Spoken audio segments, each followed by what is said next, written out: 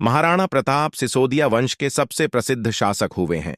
उनके जन्म से पूर्व भी मेवाड़ में अनेकों शूरवीर योद्धा हुए, जैसे बप्पा रावल, राणा कुंभा, राणा सांगा और राणा उदय सिंह आदि, जिन्होंने अपनी तलवार के पराक्रम के बल पर अपने शत्रुओं की निंदे उड़ा दी थी।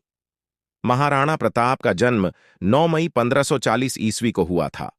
बचपन में महाराणा प्रताप को कीका नाम से पुकारा जाता था। बचपन से ही कुंवर प्रताप स्वभाव से चंचल किंतु प्रजा और राजमहल के प्रिय थे। बचपन से ही कुंवर प्रताप को राणा उदय सिंह जी ने तलवार और ढाल की शिक्षा दी थी। थोड़ा बड़ा होने पर महाराणा प्रताप को उच्च शिक्षा हेतु गुरु राघवेंद्र के पास भेज दिया गया था, जहां उन्होंने अस्त्र शस्त्र के साथ भाला और घुड़सवारी में भी महारत हासिल की थी। अपने मिलनसार स्वभाव और सीखने की ललक ने उनको अपने माता पिता के साथ प्रजा का भी दुलारा बना दिया था। बड़े होने पर महाराणा प्रताप का विवाह बिजौलिया की राजकुमारी अजबदे पंवार से हुआ था। इसके बाद उनकी 10 शादियां और हुई थीं। उनके सबसे बड़े बेटे अमर सिंह सिसोदिया प्रथम के अलावा 16 बेटे और भी थे। अपने पिता राणा उदय सिंह जी की मृत्यु के बाद वह 28 फरवरी 1572 को मेवाड़ की राजगद्दी पर विराजमान हुए थे।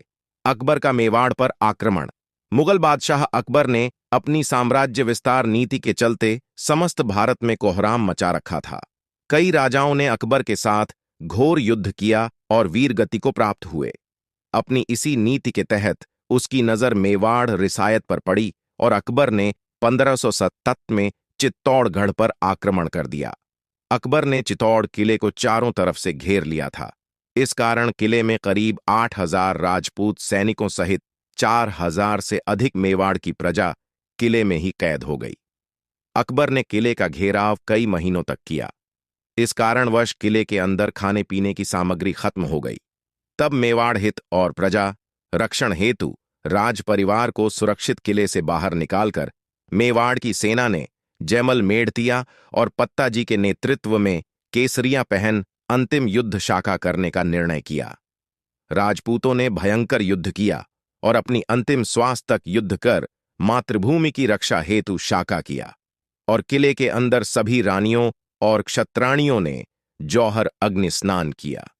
यह युद्ध मेवाड़ के इतिहास में तीसरा शाखा और जौहर था।